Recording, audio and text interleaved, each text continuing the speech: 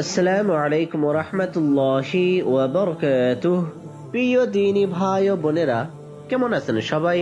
জি আলহামদুলিল্লাহ, আশা করি সকলেই ভালো আছেন।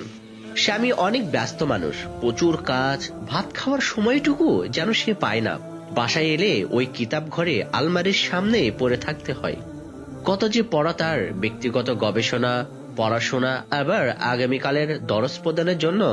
মোতালা মোতালা হচ্ছে আরবি শব্দ, স্টাডি করা, পড়াশোনা করা। এদিকে সময় হলেই বউ ভাত খেতে ডাকে, অতঃপর সে ডাকতেই থাকে। আর স্বামী সেখান থেকে হাঁক ছেড়ে বলতে থাকেন, এই তো আসছি। কিন্তু তার আর আশা হয় না।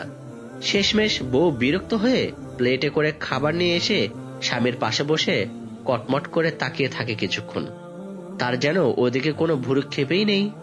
তারপর বউ বিরক্ত হয়ে ভাত মেখে তার মুখের সামনে নিয়ে বললেন, ধুত্তুরি, হা করো তো, হা করো।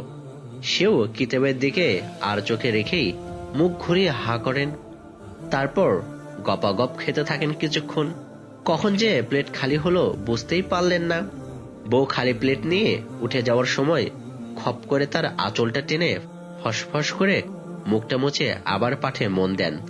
বউ বিরক্ত মাখা ভেঙচি কেটে হনহন করে চলে যান ওপাশের রুমে।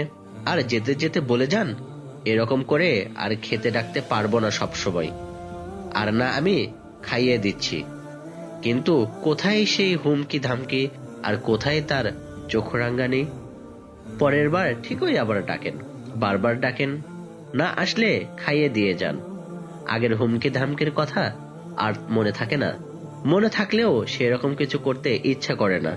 মনের ভেতরটা যেন শুধু বলে, ডাকতে ভালোই লাগে, প্রিয়তমাকে খাইয়ে দিতেও যেন স্বর্গীয় সুখ।